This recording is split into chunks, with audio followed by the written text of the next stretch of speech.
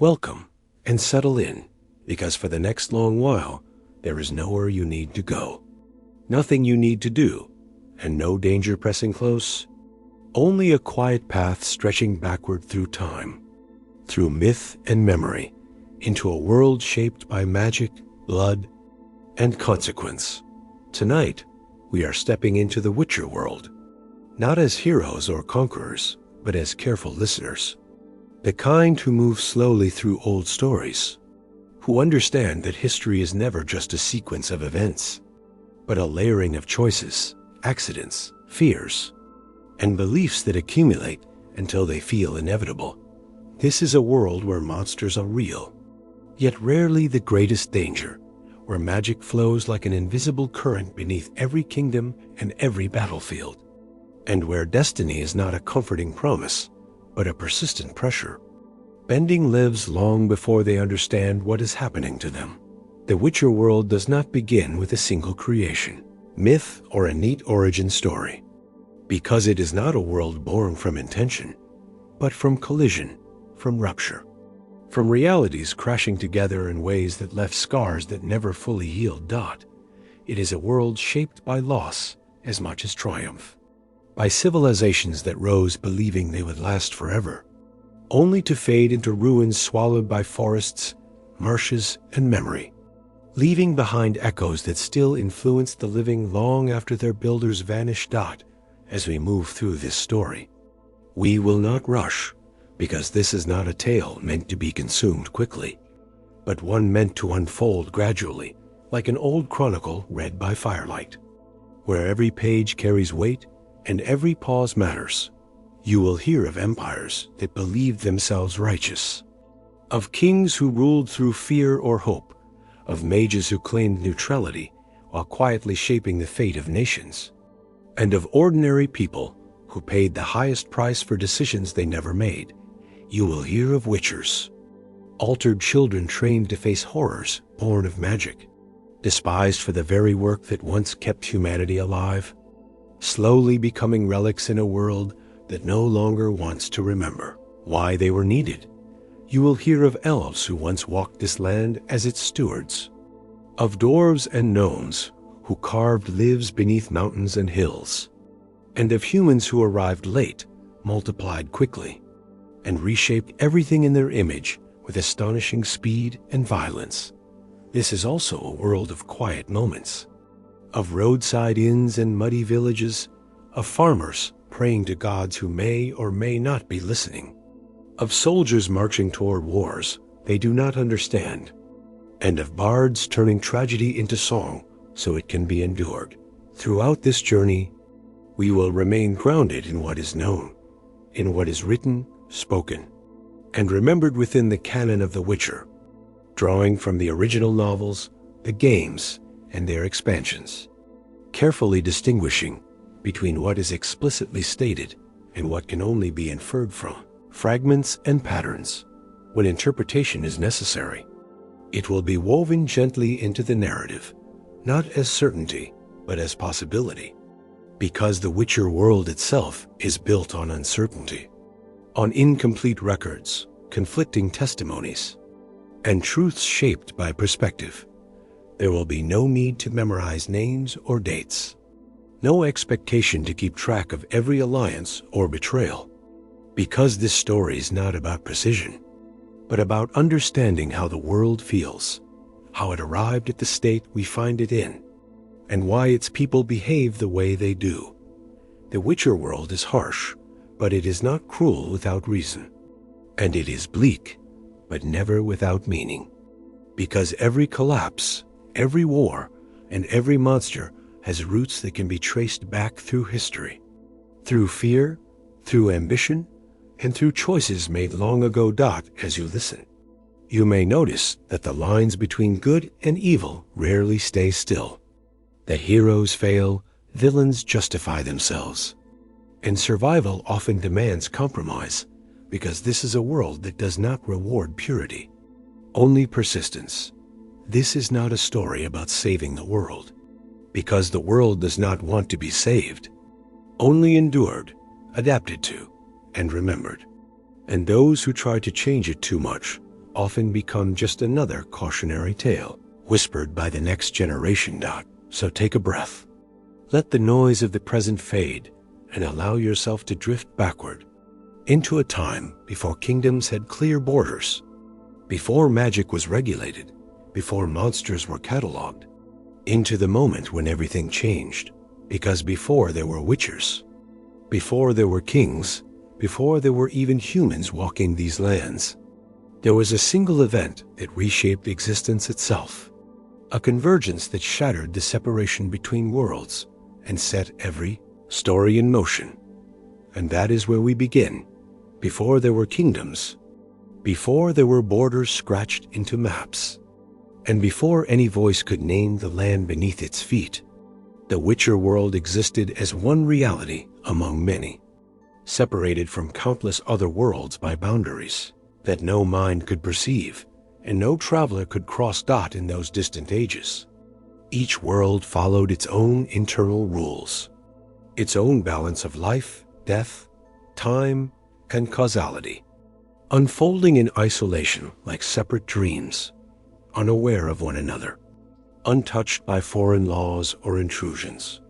What existed on the world that would later be called the continent before everything changed is only partially known, preserved through fragments of elven memory, scattered magical records, and the cautious conclusions of later scholars who tried to reconstruct a past that resisted certainty. It is believed that this world was once quieter, more stable, governed by natural cycles, untainted by the invasive chaos that would later seep into every corner of existence, shaping life through slow evolution rather than violent disruption. Magic, as it is understood in later ages, did not flow freely then, because the raw force known as chaos had not yet flooded reality, leaving the world governed by predictable laws that did not bend at the will of thought or emotion. That balance did not end through deliberate design or divine punishment, but through an event so vast and sudden that no living being fully understood it while it was happening. An event remembered simply as the conjunction of the spheres. The conjunction was not a single moment, but a cascading catastrophe. A breakdown in the boundaries separating worlds, causing multiple realities to collide, overlap, and partially merge, tearing open passages that allowed matter, energy, and life itself to spill across dimensions. Through these ruptures came creatures that had never belonged to this world, entities shaped by different evolutionary paths or entirely different rules of existence, bringing with them instincts and abilities that did not align with the ecosystems they entered. Some of these beings were monstrous in form and behavior, predators without natural checks, while others were simply foreign, struggling to survive in an environment that was not built for them. Alongside monsters came races that would one day be considered native: elves, dwarves, gnomes, and other non-humans, whose arrival reshaped the world permanently. Though even they were not all from the same sphere or origin, the elves, particularly the Ciri, arrived during or shortly after the conjunction, finding a world that was still settling from the shock of dimensional collision, its magic unstable and its land scarred by sudden change. To the elves, this world became a refuge rather than a conquest, a place where they could rebuild and adapt, bringing with them a deep understanding of magic that far surpassed what later human mages would initially grasp. Magic itself flooded into the world unevenly, pooling in places where the barriers between realities had been weakest, saturating the land with raw chaos that could be shaped but never fully controlled.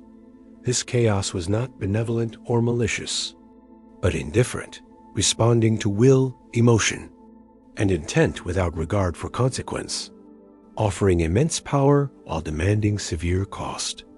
Early users of magic, primarily elves, learned through trial, error, and sacrifice that chaos could not be drawn from nothing, and that every act of magic required balance, whether through physical exhaustion, mental strain, or the redirection of energy from other sources.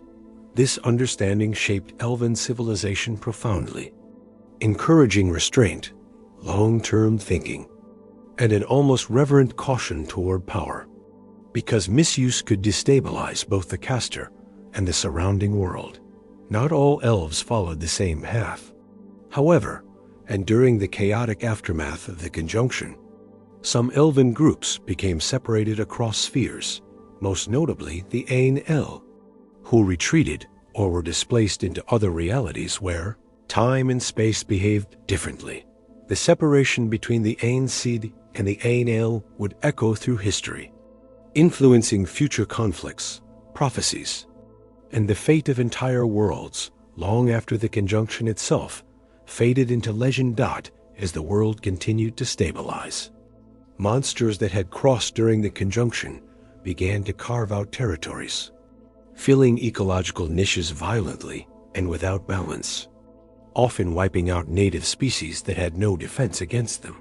Some creatures adapted and integrated over generations, becoming part of the natural order, while others remained perpetual anomalies, unable to coexist, requiring constant vigilance to prevent devastation. This chaotic ecosystem forced early inhabitants to adapt quickly, shaping cultures around survival, caution, and eventually, specialization in dealing with threats that ordinary tools and weapons could not handle. The land itself bore scars from the conjunction. Regions where magic behaved unpredictably, where time felt distorted, or where unnatural phenomena lingered, creating places that would later become sources of fear, power, and legend.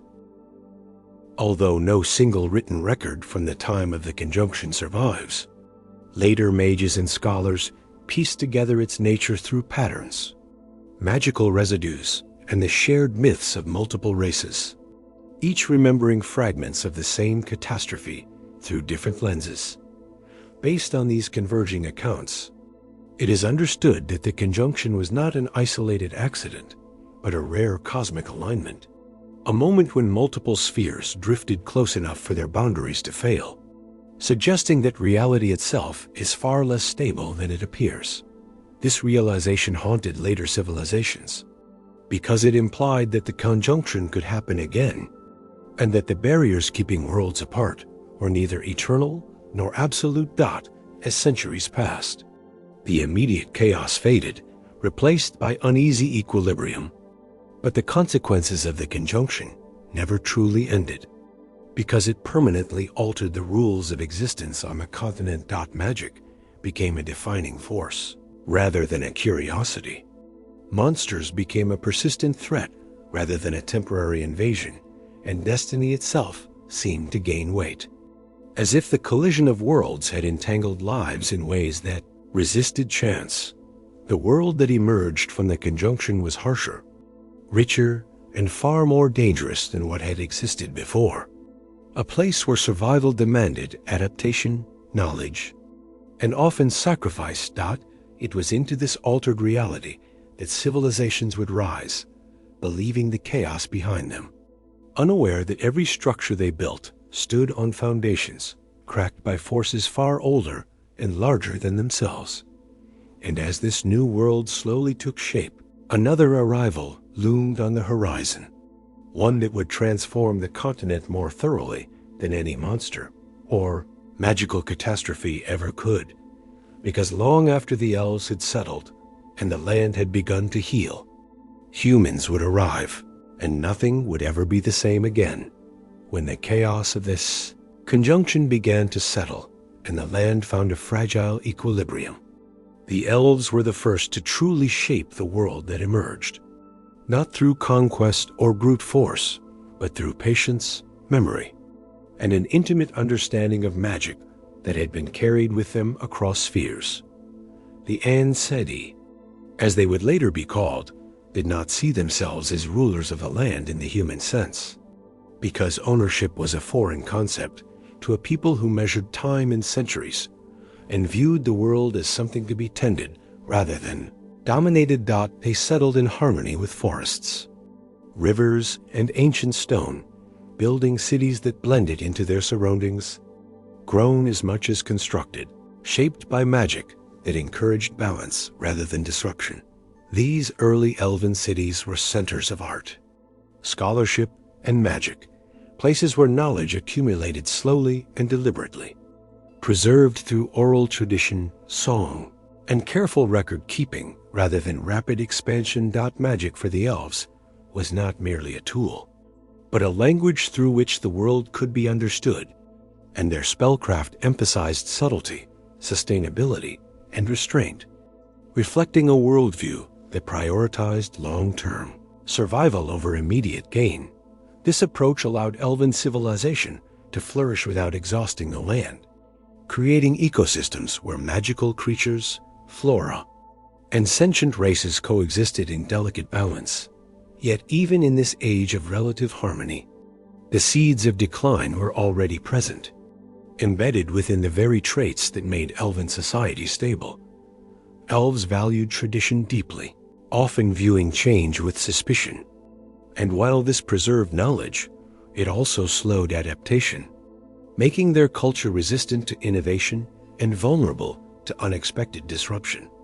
Time, which humans would later experience as a relentless pressure, was for elves an abundant resource, encouraging contemplation but also complacency. As threats that unfolded over generations failed to inspire urgency. During this era, other non-human races also established themselves.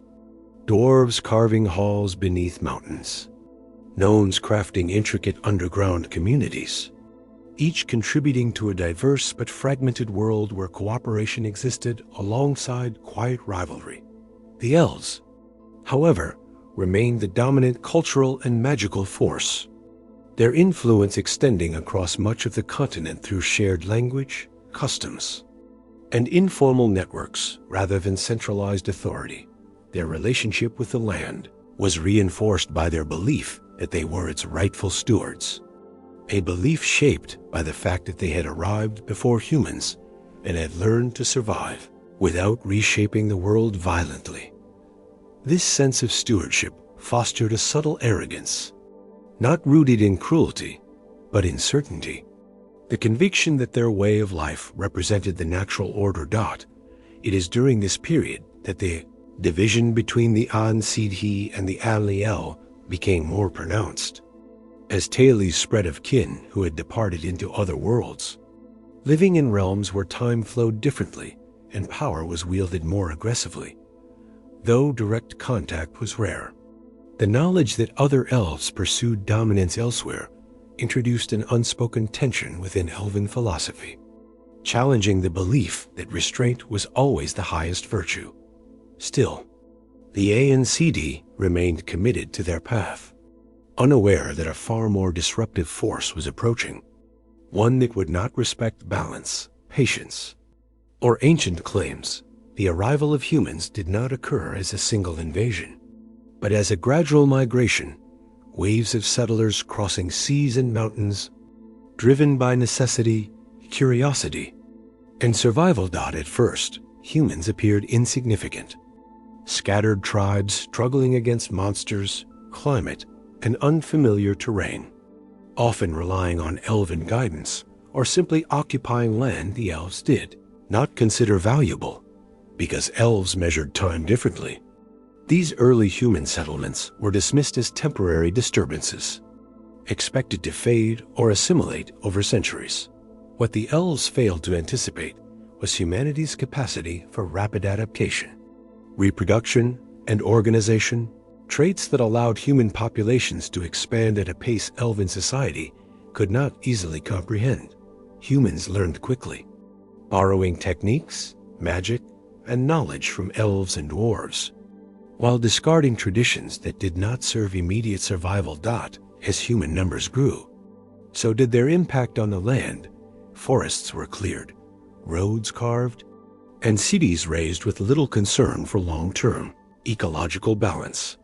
This expansion brought humans into increasing conflict with elves, not through deliberate malice at first, but through incompatible worldviews, where human necessity collided with elven patience. Elves viewed the destruction of forests and sacred sites as desecration, while humans saw unused land as wasted potential. A difference in perspective that hardened into resentment on both sides. Initial attempts at coexistence relied on treaties, informal boundaries, and shared trade. But these agreements eroded as human kingdoms formed and demanded clearer borders and authority. Elven reluctance to centralize power left them ill-equipped to respond to unified human states, whose leaders could mobilize armies and resources with unprecedented speed. Conflicts that might have been resolved through negotiation escalated into violence. As humans defended their settlements and elves resisted encroachment, each convinced of their own righteousness. Over time, elves were pushed into less fertile regions, forests shrinking under human axes, ancient cities abandoned or destroyed, their magic insufficient to halt the tide alone.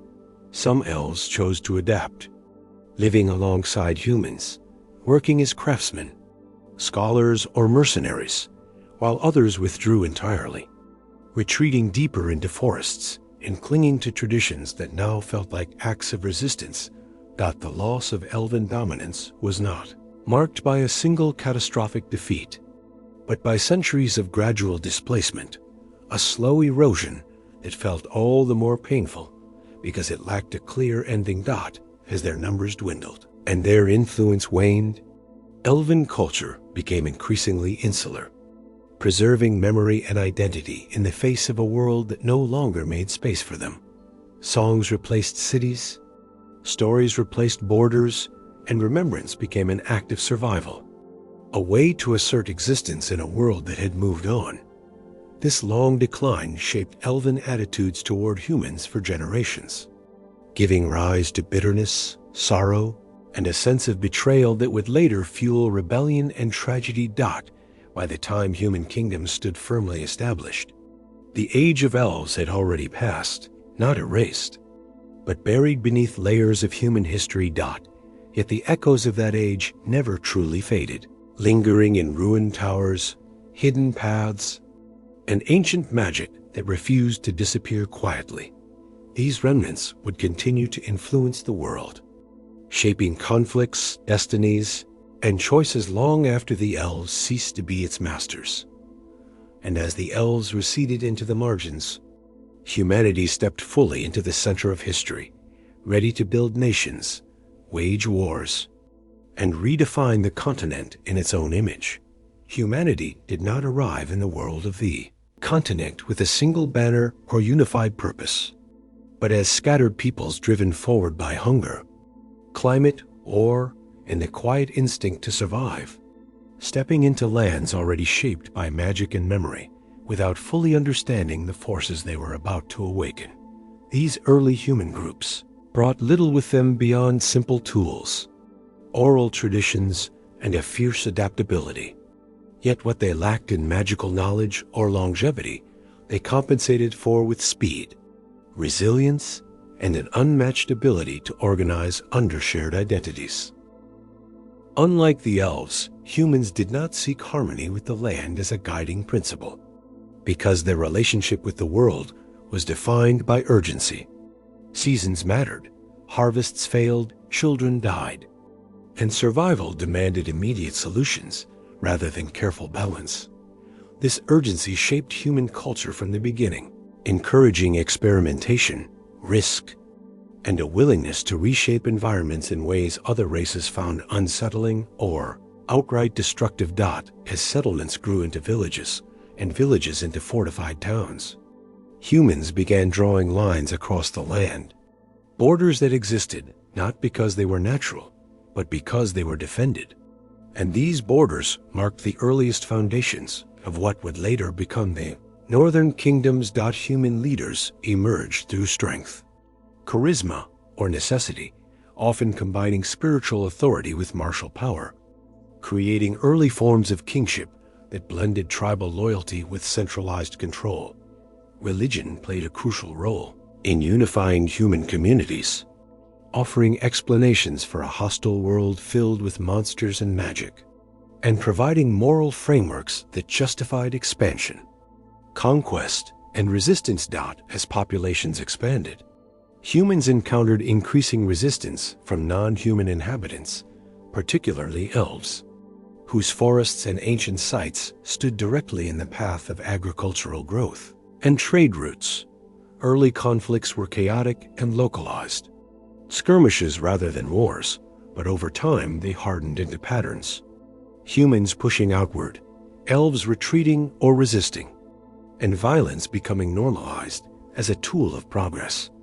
Unlike elven society, human cultures embraced rapid technological and tactical development, refining metallurgy, siege warfare, and military organization in ways that allowed them to overwhelm more magically inclined but less numerous opponents. It was during this period that humans began to formalize their use of magic, not as a spiritual practice, but as a strategic resource, recruiting individuals with aptitude and forcing magic into service of state power.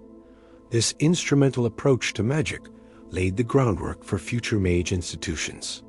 But in these early centuries, it also fueled fear and superstition, as uncontrolled magic often resulted in disaster. Out of this volatile mixture of ambition, belief, and survival emerged the first recognizable kingdoms, entities defined by lineage, territory, and the promise of protection in exchange for loyalty. Among these were the precursors to Temeria: Redania, Kedwin, Edern, and Sintra, each forming under different conditions, but sharing a common reliance on feudal hierarchy and martial strength. These kingdoms did not arise peacefully, and their borders shifted constantly through marriage, betrayal, and war, creating a political landscape that was never truly stable.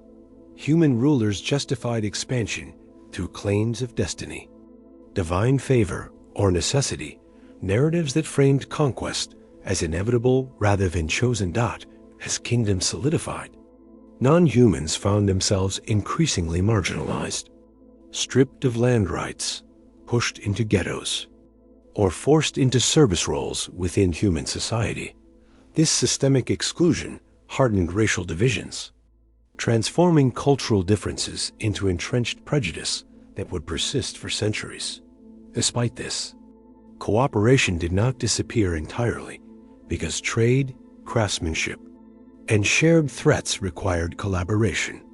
Even as resentment simmered beneath the surface, monsters, remnants of the conjunction, remained a constant danger, attacking roads, villages, and trade routes, reminding all races that the world itself was still hostile. Human expansion intensified these threats, disturbing ancient territories and awakening creatures that had remained dormant for generations. Rather than slowing expansion, this danger encouraged specialization, mercenary bands, fortified settlements, and eventually the creation of institutions designed to deal with threats ordinary soldiers could not handle. Politically, the northern kingdoms developed along divergent paths, shaped by geography, resources, and leadership styles, with some emphasizing centralized authority and others relying on powerful nobles.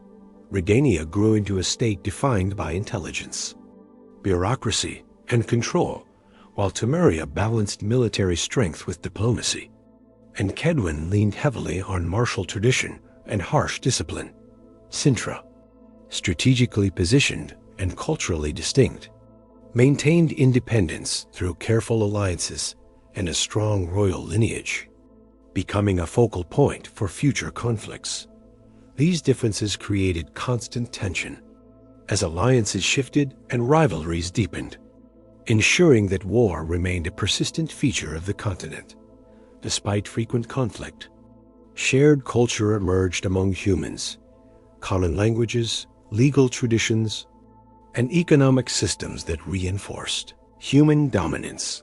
The presence of magic and monsters ensured that no kingdom could ever fully control its territory, fostering reliance on specialists who operated outside traditional hierarchies.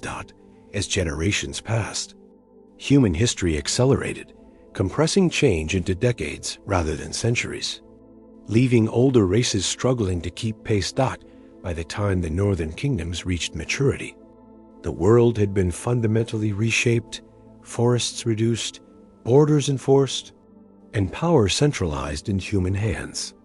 This transformation was not experienced as triumph by all, because beneath the appearance of progress lay deep fractures, resentment, and unresolved consequences. The continent had entered an age defined by human ambition, where survival depended not only on strength, but on the ability to navigate a world growing more complex and dangerous with each passing generation. And as human kingdoms consolidated their power, a new force began to take shape behind the scenes, one that would soon claim authority over magic itself. Altering the balance of power forever. Magic in the Witcher world was never simply a force to be wielded, but a burden that reshaped those who touched it.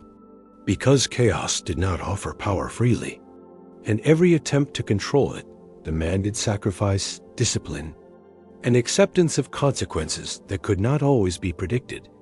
Unlike monsters or kingdoms, magic did not belong to any single race, but humans approached it with a sense of urgency and ambition that transformed its role within society, turning what had once been a careful practice into an instrument of influence. Early human magic users were feared as much as they were sought after, blamed for disasters they did not fully understand, and relied upon to solve problems no one else could address. This fear created a paradox, where mages were simultaneously isolated and indispensable, pushed to the margins while quietly shaping the center. Over time, human rulers realized that unregulated magic posed a threat not only to their enemies, but to their own authority. And so efforts began to centralize, control, and formalize magical education. Out of this necessity emerged institutions dedicated to training magic users, with the most prominent being Aretuza on Feigned Island and Banard in the north. Schools that would come to define how magic was taught, practiced, and regulated. Aretuza became associated primarily with female sorceresses, emphasizing discipline, emotional control, and mastery over chaos, while Banard focused on producing male mages trained for political and military utility. The differences between these schools reflected deeper philosophical divides about the purpose of magic, whether it should serve the state, maintain balance, or pursue knowledge for its own sake. Training was brutal and selective, because chaos punished weakness without mercy, and those unable to control it often suffered physical or mental ruin. The price of magical power was not limited to pain or effort, because many mages underwent physical alterations, sterility being the most common, a consequence accepted as necessary in exchange for longevity and influence. This loss reinforced the separation between mages and ordinary people, ensuring that those who wielded magic would never fully share the lives of those they governed. As mage numbers grew, so did their collective influence, prompting the creation of a governing body that claimed to act as an impartial guardian of magical balance. This body, known as the Brotherhood of Sorcerers, presented itself as neutral, above politics and national loyalties, dedicated solely to preventing magical catastrophe. In practice, neutrality became a carefully maintained illusion, because mages were embedded in courts, advisory roles, and power structures across the continent. Kings relied on mages for counsel, warfare, and diplomacy, while mages relied on kings for protection, resources, and legitimacy. This mutual dependence blurred ethical boundaries, making it increasingly difficult to distinguish between guidance and manipulation. Some mages genuinely believed they served the greater good, while others pursued personal ambition under the guise of stability. Because mages lived far longer than ordinary humans, their perspective on history differed profoundly, allowing them to plan across generations while rulers came and went. This long view enabled subtle influence, steering kingdoms through whispered advice rather than open command. The Brotherhood justified its actions through the belief that ordinary people could not be trusted with power they did not understand. A belief that fostered paternalism and secrecy. Over time, this secrecy eroded trust, fueling rumors of conspiracies, hidden agendas, and manipulation. The mages' refusal to openly acknowledge their influence deepened resentment, especially when wars and disasters appeared to align suspiciously with their interests. Unlike the elves, humans did not seek harmony with the land as a guiding principle, because their relationship with the world was defined by urgency. Seasons mattered, harvests failed, children died, and survival demanded immediate solutions rather than careful balance. This urgency shaped human culture from the beginning, encouraging experimentation, risk, and a willingness to reshape environments in ways other races found unsettling or outright destructive. As settlements grew into villages and villages into fortified towns, humans began drawing lines across the land, borders that existed not because they were natural, but because they were defended. And these borders marked the earliest foundations of what would later become the northern kingdoms. Human leaders emerged through strength, charisma, or necessity, often combining spiritual authority with martial power, creating early forms of kingship that blended tribal loyalty with centralized control. Religion played a crucial role in unifying human communities, offering explanations for a hostile world filled with monsters and magic, and providing moral frameworks that justified expansion, conquest, and resistance. As populations expanded, humans encountered increasing resistance from non-human inhabitants, particularly elves, whose forests and ancient sites stood directly in the path of agricultural growth and trade routes. Early conflicts were chaotic and localized, skirmishes rather than wars, but over time they hardened into patterns. Humans pushing outward, elves retreating or resisting, and violence becoming normalized as a tool of progress. Unlike elven society, human cultures embraced rapid technological and tactical development, refining metallurgy, siege warfare, and military organization in ways that allowed them to overwhelm more magically inclined but less numerous opponents. It was during this period that humans began to formalize their use of magic, not as a spiritual practice, but as a strategic resource, recruiting individuals with aptitude and forcing magic into service of state power. This instrumental approach to magic laid the groundwork for future mage institutions. But in these early centuries, it also fueled fear and superstition, as uncontrolled magic often resulted in disaster. Out of this volatile mixture of ambition, belief, and survival emerged the first recognizable kingdoms, entities defined by lineage, territory, and the promise of protection in exchange for loyalty. Among these were the precursors to Temeria: Redania, Kedwin, Edern, and Sintra, each forming under different conditions, but sharing a common reliance on feudal hierarchy and martial strength. These kingdoms did not arise peacefully, and their borders shifted constantly through marriage, betrayal, and war, creating a political landscape that was never truly stable. Human rulers justified expansion through claims of destiny, divine favor, or necessity, narratives that framed conquest as inevitable rather than chosen. As kingdoms solidified, non-humans found themselves increasingly marginalized, stripped of land rights, pushed into ghettos, or forced into service roles within human society. This systemic exclusion hardened racial divisions, transforming cultural differences into entrenched prejudice that would persist for centuries. Despite this, cooperation did not disappear entirely, because trade, craftsmanship, and shared threats required collaboration. Even as resentment simmered beneath the surface, monsters, remnants of the conjunction, remained a constant danger, attacking roads, villages, and trade routes, reminding all races that the world itself was still hostile. Human expansion intensified these threats, disturbing ancient territories and awakening creatures that had remained dormant for generations. Rather than slowing expansion, this danger encouraged specialization. Mercenary bands, fortified settlements, and eventually, the creation of institutions designed to deal with threats ordinary soldiers could not handle.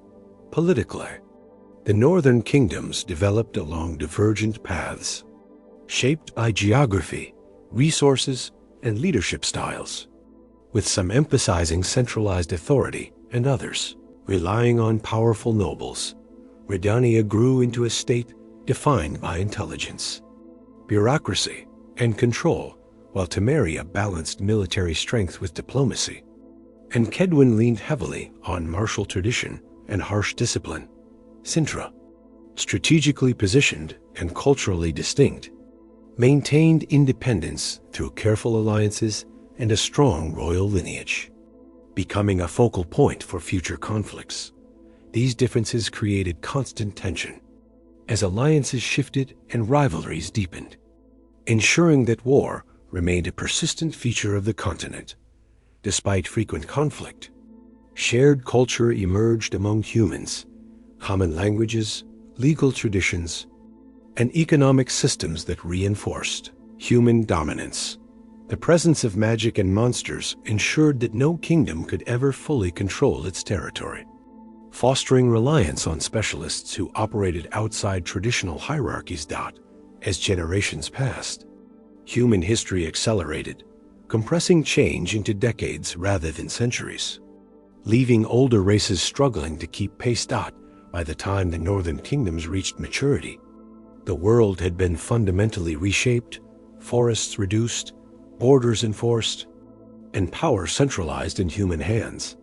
This transformation was not experienced as triumph by all, because beneath the appearance of progress lay deep fractures, resentment, and unresolved consequences. The continent had entered an age defined by human ambition, where survival depended not only on strength, but on the ability to navigate a world growing more complex and dangerous with each passing generation.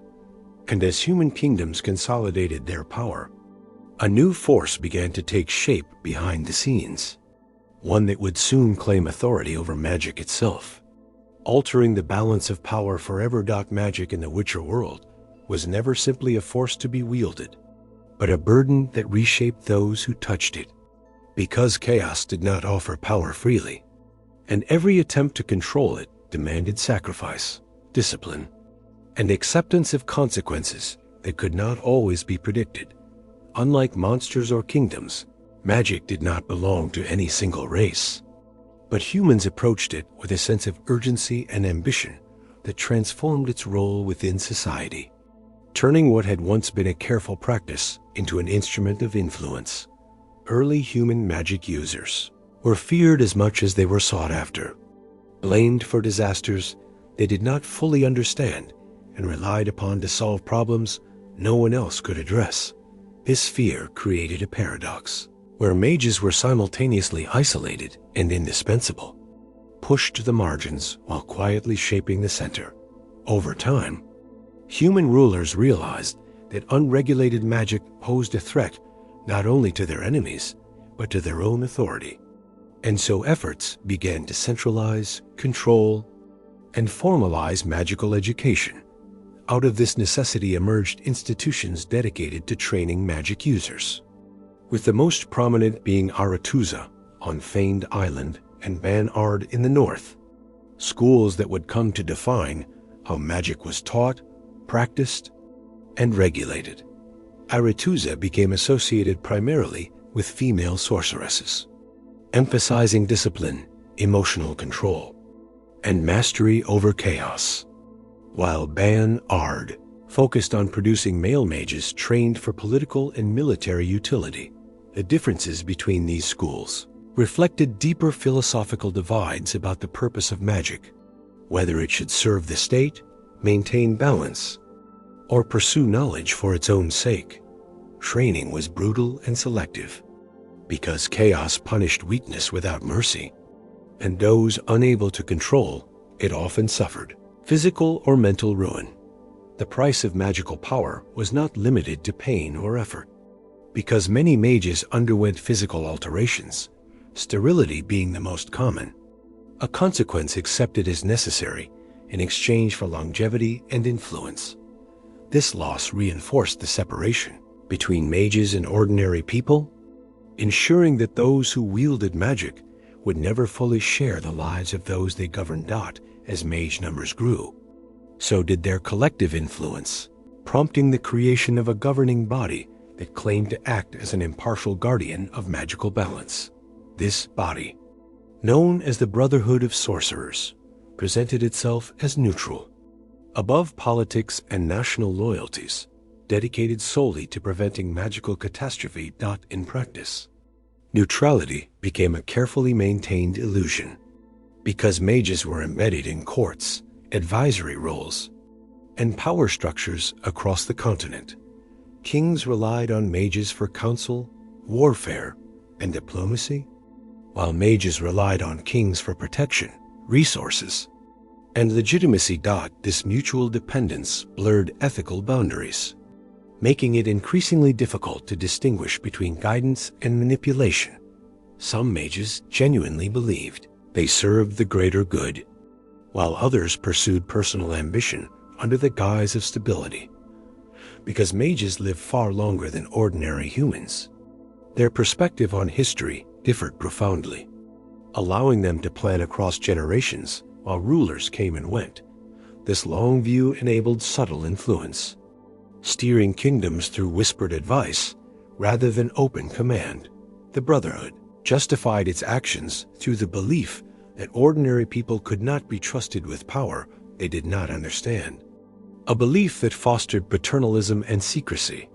Over time, this secrecy eroded trust, fueling rumors of conspiracies, hidden agendas, and manipulation. The mages' refusal to openly acknowledge their influence deepened resentment, especially when wars and disasters appeared to align suspiciously with their interests. Under his rule, Nilfgaard pursued expansion, not out of conquest for its own sake, but to impose order on a world Emhyr saw as fundamentally unstable. This worldview justified war as a corrective force, a means of bringing structure where disorder reigned. The Nilfgaardian wars against the northern kingdoms were not singular events, but prolonged campaigns defined by shifting fronts, alliances, and betrayals.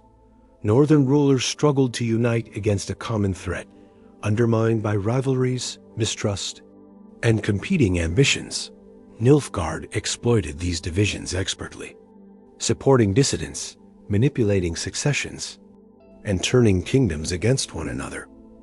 Each invasion left scars not only on the battlefield, but on civilian populations, as towns were razed, refugees displaced, and economies shattered. Nilfgaardian occupation was often brutal in its efficiency, suppressing resistance swiftly while offering incentives for collaboration. Some regions adapted, finding stability under imperial rule, while others resisted fiercely, fueling cycles of rebellion and repression. The empire's use of mages and intelligence networks further tilted the balance. As information became as valuable as soldiers, Nilfgaard's approach to magic differed from the North's uneasy reliance, treating mages as state assets rather than independent actors. This integration reduced magical autonomy, but increased effectiveness, aligning spellcraft with imperial objectives. As wars dragged on, the moral landscape of the continent shifted. Because survival increasingly required compromise, heroes became generals, idealists became pragmatists, and neutrality became impossible. The shadow of Nilfgaard stretched across every kingdom, forcing rulers and commoners alike to confront uncomfortable truths about power and order. For some, Nilfgaard represented tyranny, an empire that crushed individuality beneath its boot. For others, it offered an escape from endless northern conflict, a promise of stability at the cost of freedom. This division fractured loyalties, turning the continent into a chessboard where every move carried consequences beyond immediate gain. As the wars continued, it became clear that Nilfgaard could not be simply defeated because it was not a single enemy, but a system. And within that system lay deeper ambitions, tied not only to conquest, but to destiny itself. Ambitions that would soon converge on a single figure, whose existence threatened to reshape every world connected by the conjunction dot in the Witcher world. Destiny is not a poetic metaphor or a comforting illusion, but a tangible force that presses against lives, shaping events with a persistence that defies coincidence and challenges the belief in free will. This force does not act openly, because it rarely announces itself in grand visions or divine proclamations, but instead manifests through patterns, repeated encounters, and consequences that seem to circle back, no matter how far one tries to run. Among all the threads woven by destiny, none proved more disruptive or far-reaching than the lineage known as the Elder Blood, a genetic and metaphysical inheritance that carried within it the potential to reshape worlds. The origins of the Elder Blood trace back to elven history, long before human kingdoms rose and fell, to a time when the Aencidi still believed they could guide the future. Through careful preservation of knowledge and lineage. At the center of this lineage stood Lara Doran Ip Shiadal, an elven sorceress whose bloodline carried unique properties tied to space, time, and the boundaries between spheres. Elven sages believed that through controlled breeding and careful union, the Elder Blood could produce an individual capable of restoring elven dominance or even preventing another catastrophic conjunction. This belief led to centuries of manipulation, arranged unions, and quiet observation, as elves attempted to guide destiny without openly interfering. However, destiny resisted control, because Lara Doran fell in love with a human mage, Krajinin of Lode, an act that shattered elven plans and ignited violent backlash. Their union produced a child whose mixed heritage disrupted elven expectations, and Lara Doran's eventual death cemented the Elder Blood's departure from elven oversight. From that moment onward, the Elder Blood passed through human generations, diluted yet persistent, hidden within royal lineages and noble houses. Centuries later, this bloodline resurfaced most prominently in the royal family of Sintra, culminating in the birth of Cirilla Fiona Ellen Rhiannon. Ciri's existence was not immediately understood as extraordinary, because destiny often hides its most dangerous elements behind ordinary beginnings. Yet from early childhood, signs emerged that she was connected to forces far beyond the political struggles of the continent. Cir, I possessed an innate ability to slip through space and time, experiencing visions, trances, and uncontrollable surges of power that defied conventional magical explanation. Unlike trained mages, she did not draw chaos through ritual or discipline, but seemed to access pathways embedded within her very being. This distinction made her both invaluable and terrifying to those who understood its implications. Elven factions, particularly the ANL, recognized Ciri as a means to regain access to other worlds, viewing her as a living key rather than a person. Nilfgaard, under Emhyr Var Emrys, pursued her for reasons entangled with prophecy, lineage, and imperial ambition, seeing in her the potential to legitimize rule and secure destiny itself. Northern mages, fractured and desperate after the collapse of the Brotherhood, sought to control or eliminate her, fearing what an uncontrolled source of such power could unleash. Even forces beyond the continent, entities that existed between spheres, took interest in Ciri, drawn by the disturbances her movements created across realities. Amid this convergence of interests, the concept of the Child of Prophecy emerged, not as a singular prediction, but as a collection of fragmented visions and interpretations.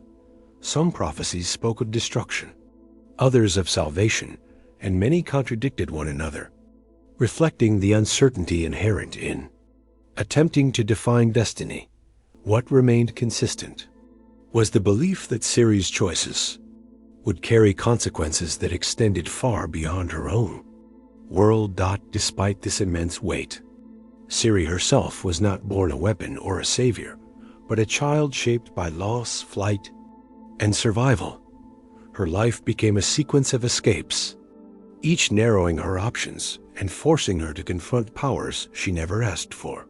The law of surprise, a tradition rooted in chance and fate, bound her life to Geralt of Rivia, intertwining witcher and child long before either understood the significance. This bond did not guarantee protection or control, but it anchored Ciri's destiny to someone who resisted the idea of destiny itself. Geralt's skepticism toward prophecy and manipulation created a paradox where destiny advanced not through obedience, but through resistance. As Ciri moved through worlds, timelines, and identities, she became a living embodiment of the instability introduced by the conjunction. Her existence suggested that the barriers between spheres were not sealed, only dormant, and that certain bloodlines could reopen them. This implication terrified those who remembered the chaos of the past and tempted those who believed they could benefit from another rupture. Throughout her journey, Ciri remained caught between agency and inevitability, making choices that shaped her path while never fully escaping the forces pursuing her. The elder blood thus became not a solution, but a mirror reflecting the desires and fears of those who sought to control it. In this way, destiny in the Witcher world revealed itself not as a script to be followed, but as pressure, relentless and patient. And as Ciri's path unfolded, it exposed a deeper truth, that the greatest threat was not the power she carried, but the belief held by others that such power could ever belong to them. This convergence of destiny and ambition would soon draw the Witcher himself fully into the center of history, forcing a man who sought neutrality to confront a world that no longer allowed it. Geralt of Rivia did not enter the world as a symbol or a legend, because from the beginning his life was shaped by forces that stripped away choice long before he could understand what had been taken from him.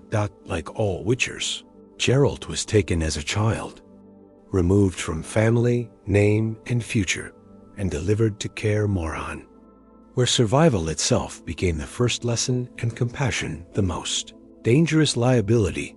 The mutations that reshaped his body were not acts of empowerment, but acts of violence carried out in the name of necessity, justified by a world that demanded protection while refusing responsibility for the cost.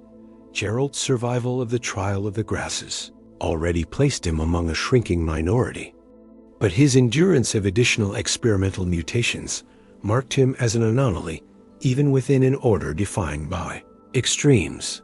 These mutations enhanced his reflexes, senses, and resistance beyond the norm, bleaching his hair and altering his physiology, changes that would later become visual shorthand for his difference in the eyes of the world.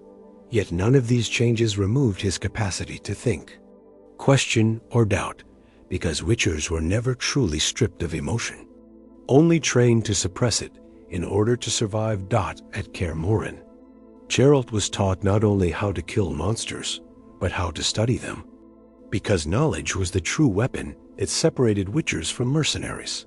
Every contract reinforced the same lesson, that monsters were patterns as much as threats, governed by behavior, habitat, and instinct, not malice.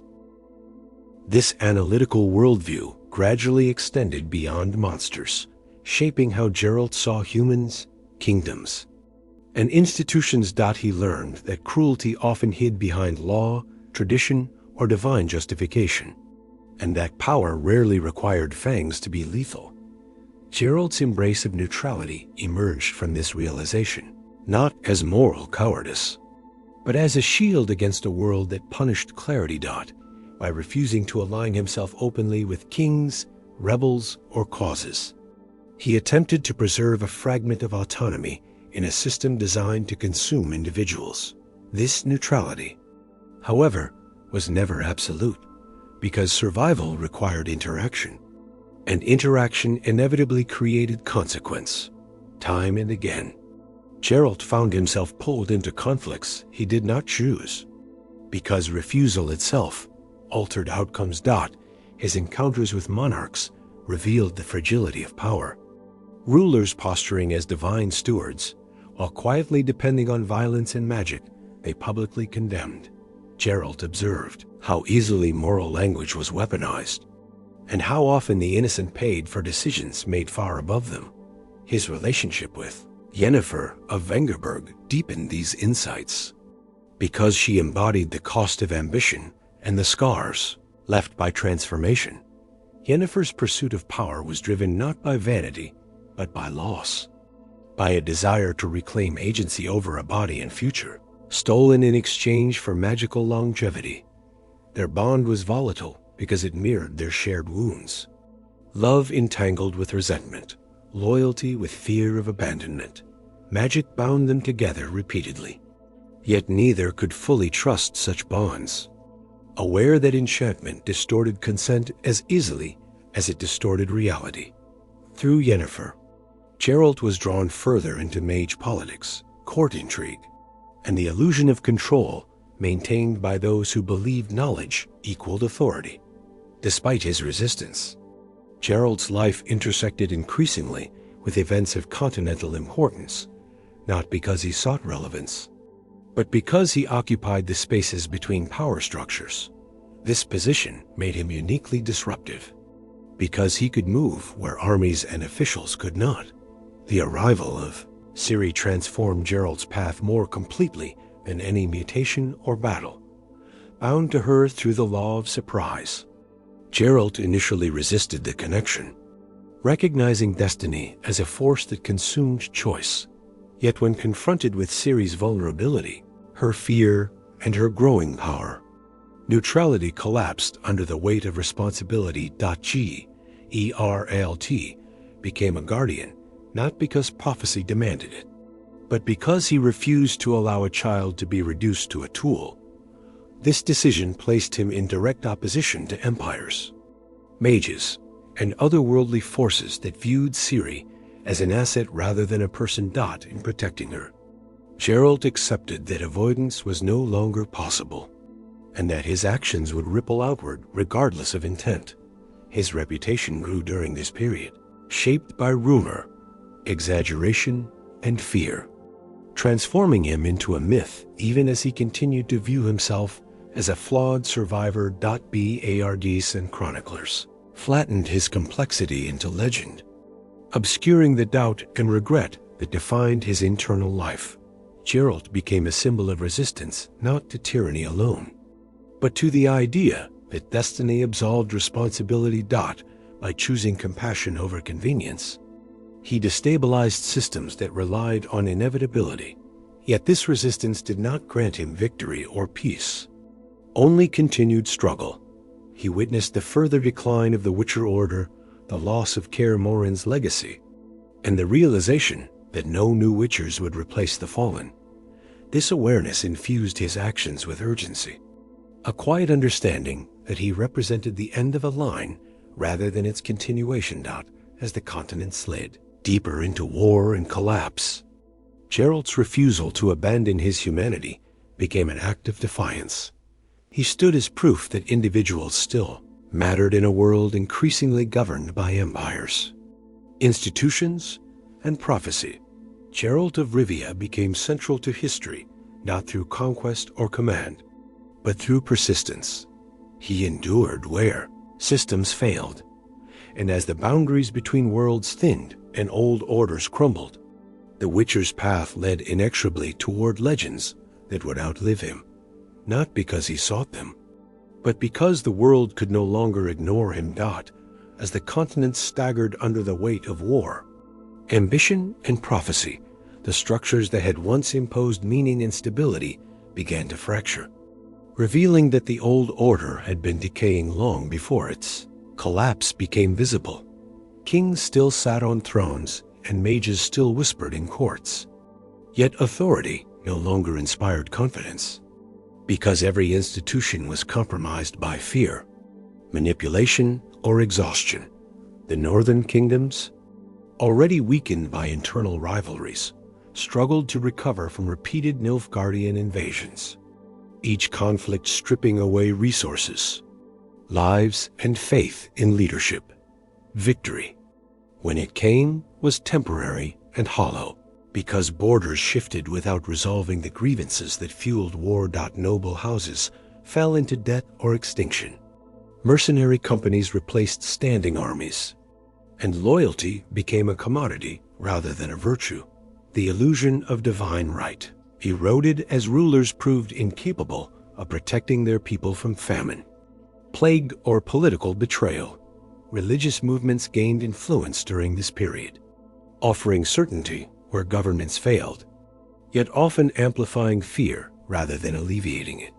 The cult of the eternal fire rose prominently, presenting itself as a moral anchor in a chaotic world, while directing public anger toward non-humans, mages, and anyone deemed impure. This shift marked a dangerous turn, because faith became a weapon used to justify violence under the guise of purification. Mages, already distrusted, found themselves increasingly isolated as the remnants of the owl brotherhood fractured beyond repair. Without a unified governing body, individual sorcerers aligned themselves openly with political factions or retreated into secrecy, accelerating the collapse of any shared magical authority. The feigned coup served as a symbolic breaking point, exposing mage divisions to the world and shattering the myth that they operated above politics. In its aftermath, trust evaporated, alliances dissolved, and the careful balance that had restrained magical catastrophe vanished. This collapse did not produce immediate apocalypse, but it removed safeguards that had quietly prevented disaster for centuries. As order decayed, the boundaries between worlds weakened once more, not through a single cataclysm, but through accumulated strain. Ancient spells failed, wards flickered, and phenomena once dismissed as superstition resurfaced with unsettling frequency. It was within this atmosphere of instability that the Wild Hunt began to manifest more openly. The Wild Hunt was not merely a spectral cavalry haunting winter skies, but a manifestation of intersphere predation.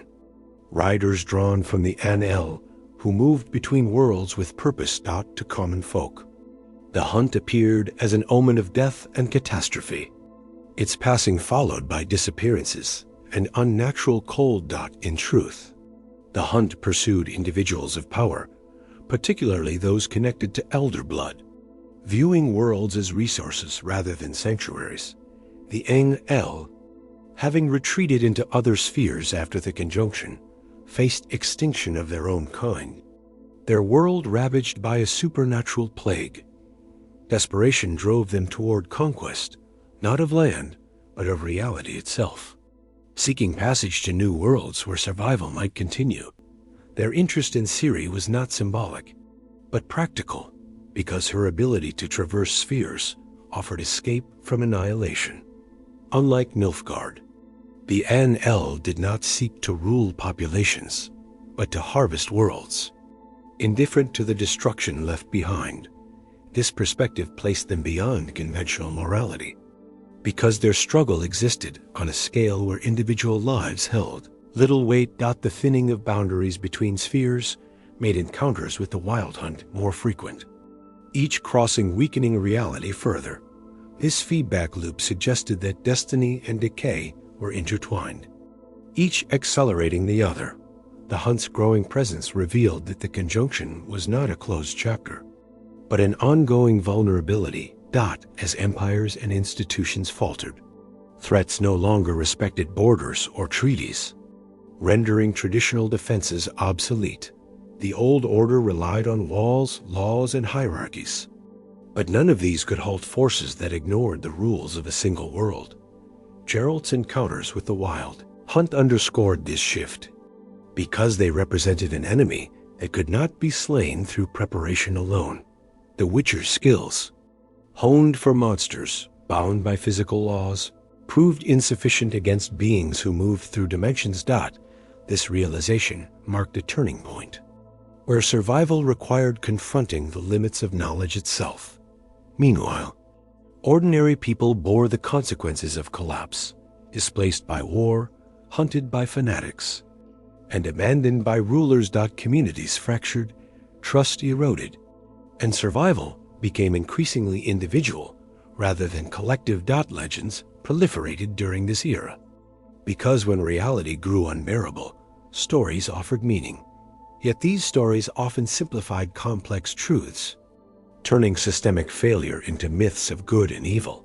The fall of the old order was not a single event, but a prolonged unraveling felt unevenly across regions and generations. Some clung to fading institutions, others embraced chaos, and many simply endured. Through it all, the Wild Hunt loomed as a reminder that the greatest dangers were no longer born of the continent alone.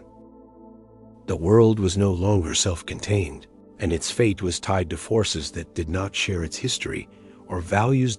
As the last remnants of stability crumbled, the continent stood at the edge of transformation, uncertain whether it was approaching renewal or annihilation. And with the old order in ruins, the story moved toward its final phase, where choices made by a few would determine the fate of many, and where the future itself fractured into possibilities rather than certainties. By the time the age chronicled in songs and royal annals gave way to the era experienced through wandering eyes and fractured memory, the continent had already crossed a threshold from which no single truth could fully reclaim control. The period commonly associated with the events of the Witcher games did not introduce a new world, but revealed the consequences of everything that came before, exposing the cracks left by centuries of compromise, violence, and belief. Power during this era no longer rested cleanly in crowns or councils, because authority had become distributed across corporations of influence, mercenary forces, criminal syndicates, and surviving institutions that operated more out of habit than legitimacy. Kings still ruled in name, yet their reach was uneven, dependent on local alliances and the tolerance of those with swords, spells, or coin. Magic, stripped of centralized oversight, persisted in fragmented forms practiced by individuals whose loyalties shifted with survival rather than ideology. Now few in number, became symbols of a fading age, tolerated when useful and discarded when inconvenient. It was within this unstable landscape that Geralt's later journey unfolded, not as a singular heroic campaign, but as a series of interventions that revealed how little control anyone truly possessed. The Wild Hunt's pursuit of Ciri intensified during this period, no longer a distant threat, but an immediate pressure shaping decisions across worlds. Ciri's ability to move between spheres placed her at the center of multiple futures, each diverging based on choice, chance, and sacrifice. Unlike earlier eras, where history could be recorded as a sequence of events, this age fractured into possibilities. Because destiny itself encountered resistance, the outcomes associated with the game era should not be understood as competing canons, but as expressions of uncertainty, reflections of a world where no authority could impose a single ending. In some paths, political stability emerged briefly, shaped by uneasy alliances and temporary reforms. In others, conflict persisted, grinding populations down to attrition rather than decisive battle. What remained consistent across outcomes was the erosion of absolutes. Because victory no longer meant resolution, Nilfgaard's influence continued to loom, whether through expansion, diplomacy, or internal reform. Its presence unavoidable regardless of battlefield results. The northern kingdoms faced a reckoning, forced to confront whether survival required unity, submission, or reinvention, non-human populations remained marginalized, their fate varying regionally but rarely improving in meaningful ways. The consequences of the wild hunt's defeat or retreat did not restore stability, because the thinning of boundaries between worlds could not be undone. Ciri's choices altered trajectories, yet they did not erase the vulnerabilities exposed by the conjunction. Her survival and autonomy, when achieved, represented not triumph over destiny, but coexistence with it. Geralt's role during this era concluded not with dominion or authority, but with withdrawal, whether through exhaustion, acceptance, or deliberate retreat. The Witcher stepped back from history's center. This withdrawal did not signify failure, but recognition that individual agency has limits. The world he left behind continued to evolve, shaped by people who inherited its scars without fully understanding their origins. Monsters persisted, fewer but more symbolic, reminders that chaos never vanishes entirely. Magic endured as rumor, practice, and fear, no longer unified but never extinguished. The age of clear narratives ended here, replaced by layered memory and interpretation. What people believed about the past became as important as what truly occurred. In this way, the Gain era represents a transition from history into myth in real time. Events were lived before they were understood, remembered before they were recorded. The state of the world that emerged was neither saved nor destroyed, but altered. It existed in balance, not through harmony, but through fatigue. Peace, where it appeared, was provisional. Conflict, where it persisted, was normalized. The Witcher world moved forward without closure, because closure had never been part of its design. What mattered now was not prophecy fulfilled, but survival continued. And as the dust settled, the continent entered an era defined less by destiny and more by consequence, where the future remained open, uncertain, and entirely human. As political authority weakened and magic lost its centralized voice, belief stepped into the vacuum, reshaping how people understood the world. When laws, crowns, and institutions no longer provided certainty. Religion in the Witcher world did not function as a single unified system, but as a shifting constellation of faiths, cults, folk practices, and inherited myths, each responding to fear, hope, and survival in different ways. For ordinary people, belief was rarely philosophical because it was practical, rooted in the need to explain suffering, justify hardship, and find meaning in events that seemed arbitrary and cruel. The most influential organized faith to emerge during this era was the cult of the Eternal Fire, a religion that promised clarity through purification and order through exclusion. The Eternal Fire framed the world in absolutes: light against darkness, purity against corruption, offering simple answers to complex problems. This simplicity proved powerful in cities fractured by poverty, war, and demographic change, because it redirected frustration toward identifiable targets. Non-humans, mages, mutants, and outsiders became symbols of impurity, blamed for instability that originated in systemic failure. Under the Eternal Fire's influence, faith transformed into governance, with clerics enforcing moral law through violence, sanctioned as righteousness. Public executions, inquisitions, and forced conversions followed, normalizing cruelty under the guise of spiritual necessity. While rulers often tolerated or supported the cult for political convenience, its rise ultimately undermined their authority by creating a parallel system of power. Beyond the Eternal Fire, older deities and beliefs persisted, particularly in rural regions where tradition outweighed doctrine. Melitel, goddess of fertility, healing, and cycles, represented an older worldview rooted in balance rather than domination. Her worship emphasized care, patience, and continuity, values that contrasted sharply with the urgency and aggression of newer cults. Local spirits, household gods, and nature rituals survived quietly. Practiced not out of rebellion, but habit, these beliefs acknowledged the world's unpredictability rather than promising control over it. Myth and superstition blurred together during this period. As stories of monsters, curses, and omens proliferated, some of these tales preserved genuine warnings passed down through generations, while others distorted fear into legend. Witchers occupied an uneasy place within this belief landscape, treated as necessary evils or divine punishments depending on circumstance. Their existence contradicted religious narratives that demanded moral clarity. Because witchers embodied compromise, mages faced even greater hostility.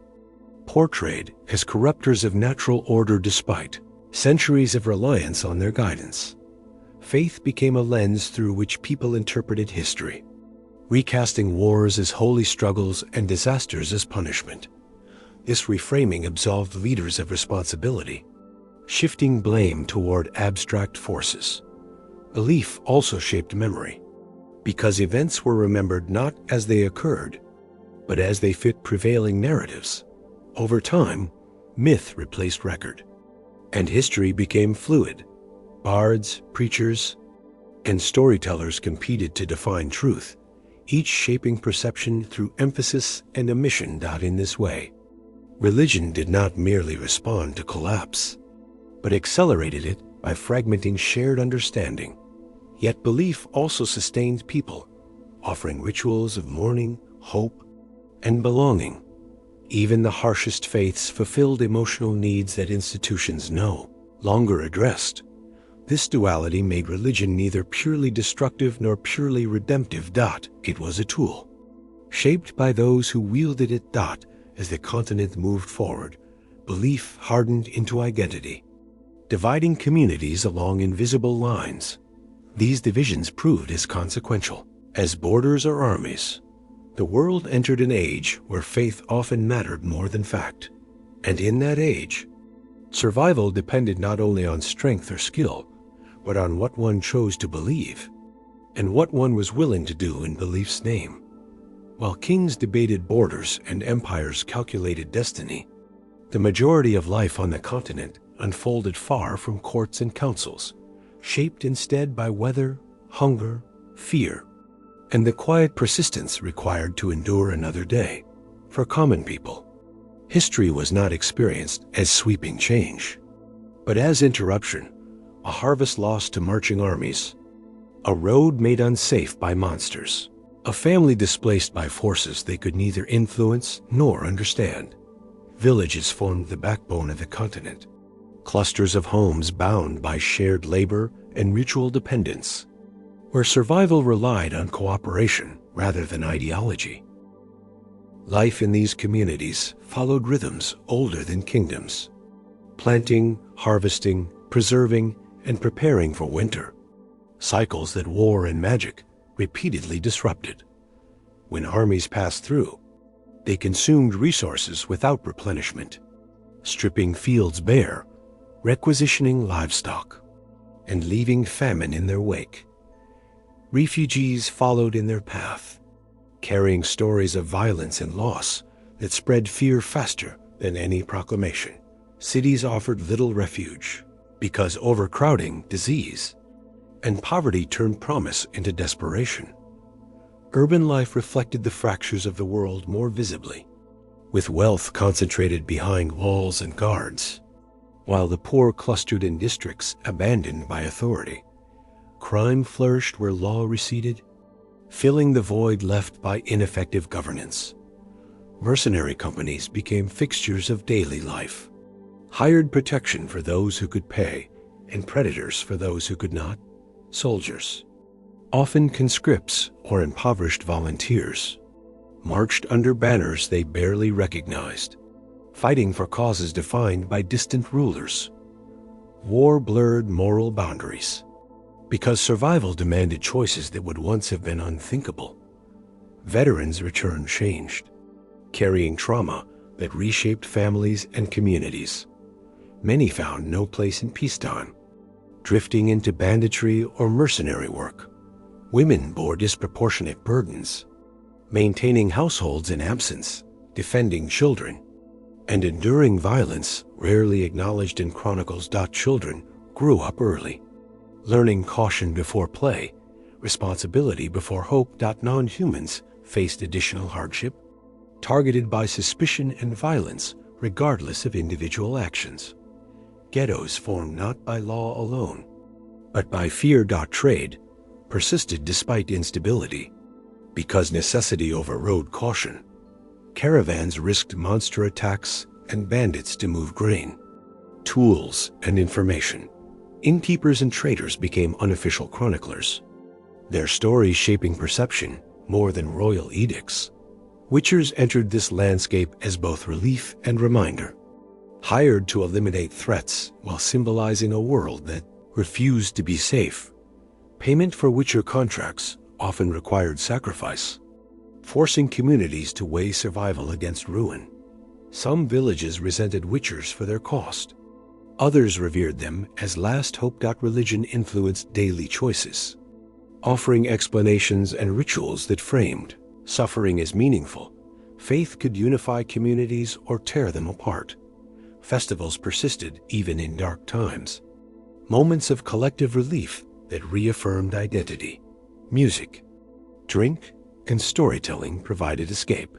Despite hardship, people continued to form bonds, fall in love, and dream. These small acts of humanity resisted the dehumanizing pressure of constant crisis. History often forgets such lives because they leave no monuments. Yet the world endured because of them. Every empire relied on their labor. Every war consumed their bodies. Their resilience was the true foundation of the continent. As the great powers struggled over destiny and control, it was ordinary people who absorbed the impact. Their stories did not end with victory or defeat, but with continuation. And it was through their endurance that the world survived long enough to become legend. As the continent moved beyond the age of constant upheaval and into quieter uncertainty, the nature of truth itself began to change, because events no longer lived only in memory, but in the stories told about them. History in the Witcher world was never preserved as a fixed record, because literacy, access, and authority shaped what survived and what vanished. What endured most reliably were songs, ballads, and tales carried by bards, travelers, and survivors. Fragments of experience reshaped by rhythm, emotion, and repetition. These stories did not aim for accuracy, but for meaning, transforming suffering into narrative and chaos into coherence. Bards occupied a unique role, moving freely between social strata, performing in courts and taverns alike, adapting their tales to suit the audience. In noble halls, history became heroic, polished into lineage, and triumphed. In villages, the same events became cautionary tales, warnings whispered beside hearths. Through this process, individuals were distilled into symbols. Witchers became monsters or martyrs, depending on perspective. Kings became tyrants or saviors. Sorceresses became seductresses or demons. These simplifications allowed stories to persist, even as complexity was lost. Over time, repetition hardened interpretation.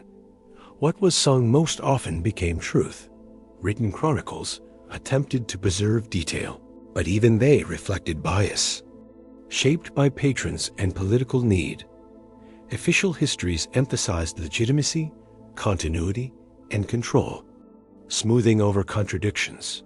Events that threatened stability were reframed or erased. Failures were blamed on fate or outsiders. In this way, memory became another battlefield. The figure of Geralt of Rivia exemplified this transformation. In life, he was a reluctant participant in history. In story, he became an archetype, the wandering mutant, the moral swordsman, the last of a dying order. his doubts vanished from song. His hesitation became resolve. His losses became necessary. Sacrifices. Ciri's story fragmented even further. Some tales cast her as a destroyer, others as a savior. Many reduced her to prophecy alone. These contradictions did not cancel one another, they coexisted, reflecting uncertainty rather than error. Nilfgaard's legacy followed a similar path to some. It was a civilizing force to others, an engine of oppression. Both narratives persisted, shaped by who told them and why as generations passed. Direct memory faded, ruins replaced cities, battlefields returned to fields, monsters became rarer. Then symbolic magic shifted from practice to myth. Yet the past never disappeared entirely, it lingered in language. Customs and inherited fear festivals commemorated. Victories whose causes were forgotten superstitions. Warned against dangers no longer. Understood the world transitioned from lived crisis into remembered legend. This passage was not marked by peace, but by distance.